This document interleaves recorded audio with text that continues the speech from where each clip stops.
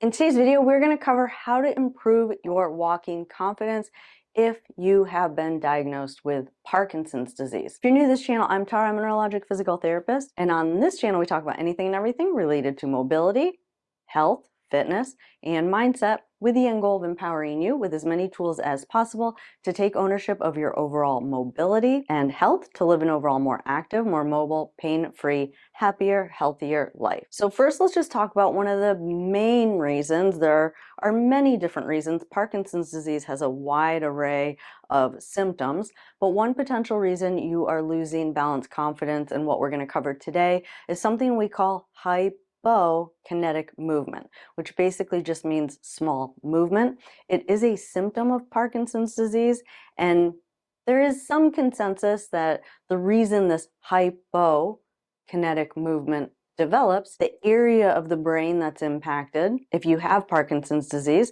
is an area of the brain that has a lot to do with motor planning or output.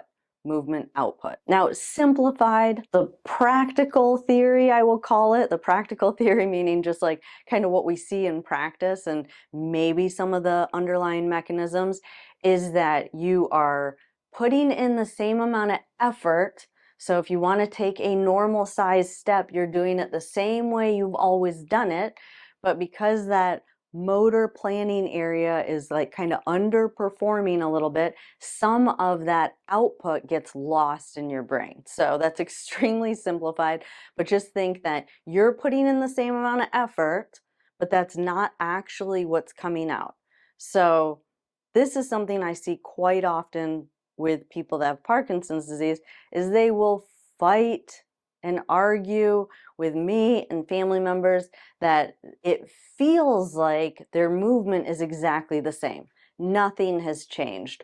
Or what I hear quite often is that, well, it's the shoes I'm wearing today. There's some justification for why the foot is scraping on the ground or why they're stopping. I get this a lot.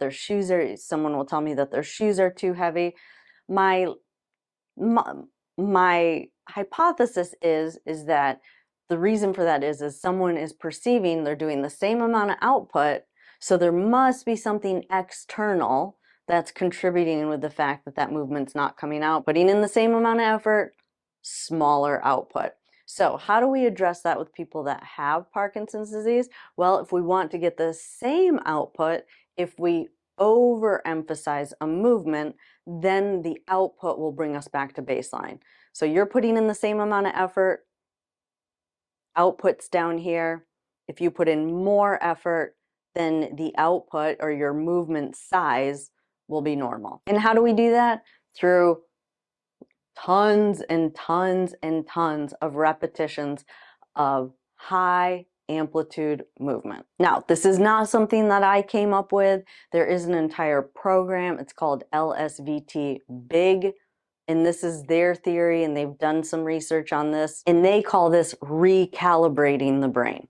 So you're going to recalibrate the brain to put more output in to hopefully get a normal size movement.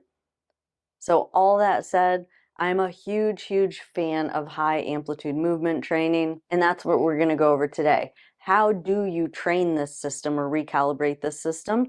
Well, you do a safe movement with a higher amplitude, and that's going to be different for everyone. So for some people, it's going to be just taking a big step forward and taking a big step back. Now, if you are someone that has this low amplitude movement, quite often what we see is you might take a big step forward, but then when you step back, you only step to here. Remember, you think you're stepping all the way back, only part of that output is coming out, so you're only stepping halfway.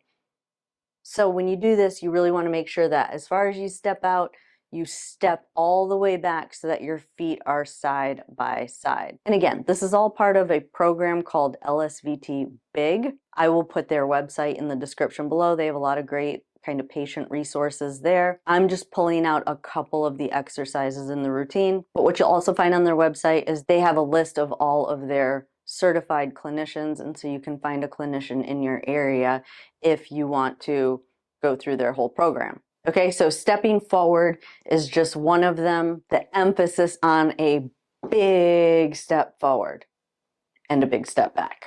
If you just watch that and it looks really scary and you don't think you can do it, get near a wall or hold on to a chair to start.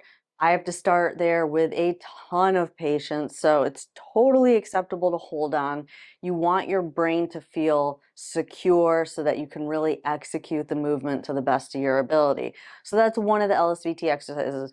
But then if those are easy for you, and maybe you've already been through the LSVT program and maybe you don't do the exercises anymore because you can do them all pretty easily, my suggestion is you never stop the exercises, but you just find ways to make them more challenging, or you find variations of other high amplitude movements. So one exercise that I love is jumping. Why is that? Because it keeps you honest. You will not leave the ground if your output is hypokinetic, meaning small, or your output is not adequate.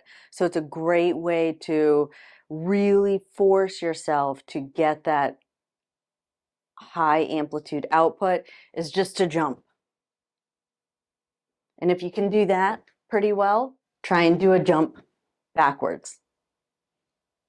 If you can do that pretty well, and again, this is for those of you that are maybe in the very early stages of Parkinson's disease, or you're looking for higher level activities because you find the LSVT exercises to be too easy if you've been through that program.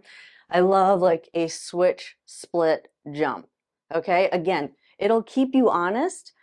If you're at that higher level, if you're not, definitely work with a clinician, or in any case, you should be working with a clinician first before you try anything new, is that your feet will not, the evidence will be clear because your feet will not do what you want them to do. Either you're not going to get the switch all the way, or what you think the switch is going to be, you can clearly see that it's not by where your feet land. So I love switch, split, jumps. Okay?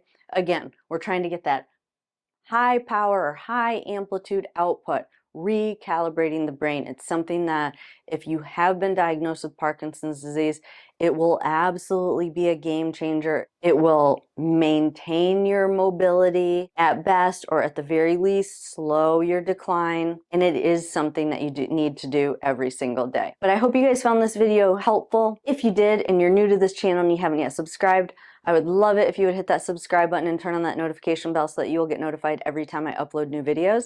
I enjoyed spending time with y'all today, and I'll see you in the next video. Have a good day.